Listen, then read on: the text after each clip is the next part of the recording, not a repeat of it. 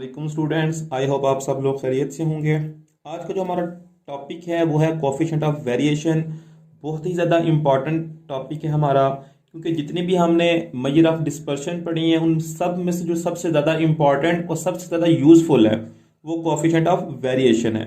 हमने coefficient of variation के अंदर दो टाइप्स पढ़ी थी, एक था एब्सोल्यूट मेजर्स और दूसरी थी रिलेटिव मेजर्स।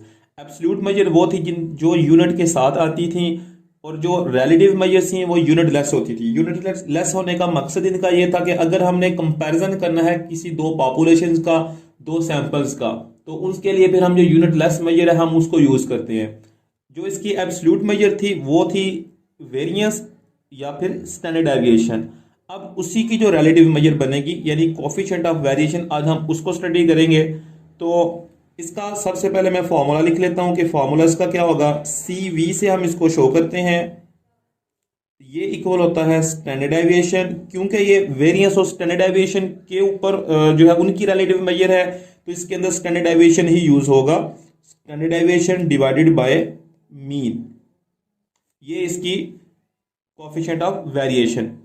जिस तरह आपने मीन डेविएशन का फॉर्मूला पढ़ा था, फॉर एग्जांपल मैं कहीं यहाँ पे इसको दोबारा लिखता हूं, तो मीन डेविएशन का जो फॉर्मूला था वो मेरे पास था sum of X minus X bar divided by N. यहां पर एक्स बार हम तब लिखते हैं जब मीन डेविएशन फ्रॉम मीन होगा। इसी तरह अगर मीन डेविएशन फ्रॉम मीडियन होता तो हमने एक्स माइनस मीडियन करना था, और अगर मॉड होता तो हमने एक्स माइनस मॉड करना था। अब अगर मैं इसका कोफिशिएंट ऑफ वेरिएशन, कोफिशिएंट इसका लिखूं मैं, यानी इसकी जो रिलेटिव मेजर है अगर मैं वो लिखूं तो उसको हम ऐसे लिखते थे कोफिशिएंट ऑफ मीन डेविएशन।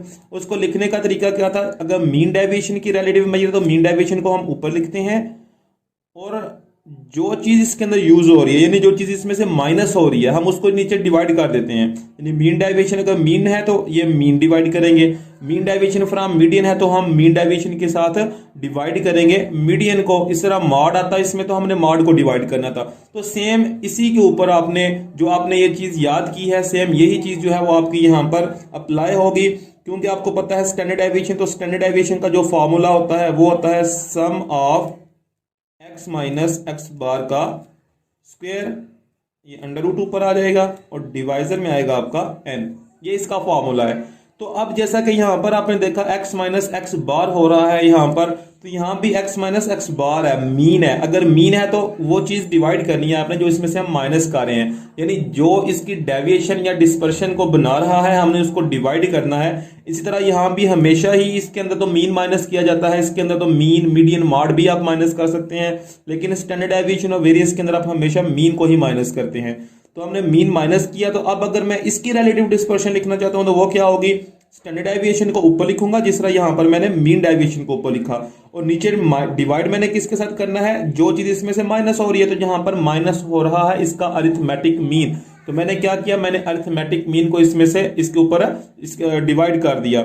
अब एक बात मजीद यहाँ पर कि जो आपका कोएफिशिएंट ऑफ वेरिएशन है वो मोस्टली जो है वो शो किया जाता है परसेंटेज की फॉर्म में, हम उसको परसेंटेज की फॉर्म में एक्सप्रेस करते हैं।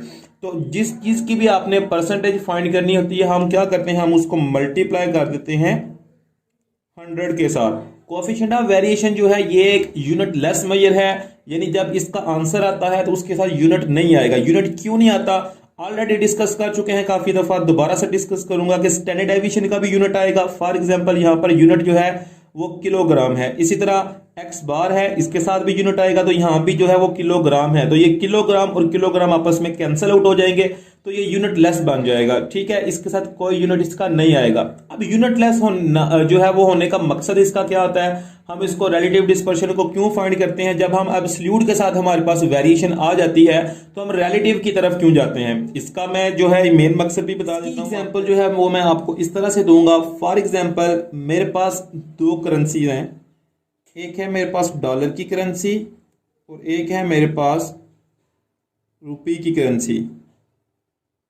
अगर मैं कहता हूं कि ये जो मेरे हाथ में मार्कर है ये $2 का मिलता है, और एक तरफ हम ये बात कर रहे हैं कि ये जो मार्कर है मेरे पास ये 50 रुपये का मिलता है।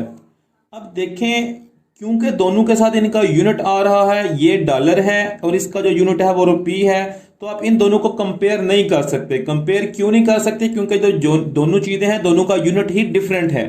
तो इनका कंपैरिजन करने के लिए हमें जरूरी है कि हम इनको रिलेटिव जो डिस्पर्शन है इसके अंदर कन्वर्ट करें, ताकि ये यूनिट लेस हो जाए और फिर हम इनको कंपेयर कर सकते हैं। फॉर एग्जांपल मेरे पास एक डेटा है और वो यूनिट लेस है। यहां पर अगर मैं वैसे 2 और 50 लिख देता हूं और मैं ये कहता हूं कि दोनों के दोनों यूनिट लेस हैं, इन दोनों में से किसी के साथ यूनिट नहीं आ रहा, ना ये डॉलर है ना ये रुपी है। अब मुझे जो इनका फर्क है ये साफ नजर आ जाएगा कि हाँ ये जो वैल्यू है ये बड़ी है और ये वैल्यू छोटी है।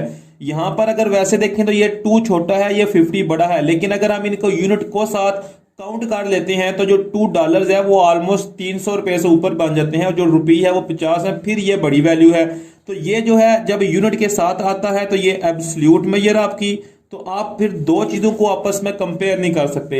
आप कोई से दो पॉपुलेशन ले लें या कोई से दो सैंपल्स ले लें, आपने किसी को आपस में कंपेयर नहीं कर सकते जब तक उनके साथ उनके यूनिट्स लगे हुए हैं। तो आपने जब दो पॉपुलेशन को कंपैरिजन करना है उनका, तो आपने क्या करना है, आपने उनको यूनिट लेस करना है, उनके जो यूनिट्स हैं वो खत्म करने हैं। जब आप इनको यूनिट लेस करेंगे तो ये 2 नहीं रहेगा, ये जो इसके साथ इसका जो यूनिट आ रहा था जो $2 हैं ये साथ इसका काउंट हो जाएगा, ये 2 की बजाय एक बड़ी वैल्यू आ जाएगी। और इसी तरह ये 50 जो है ये भी छोटा हो जाएगा। तो हमें वहां से साफ नजर आ जाएगा कि इन दोनों में जो डिफरेंस है वो क्या है।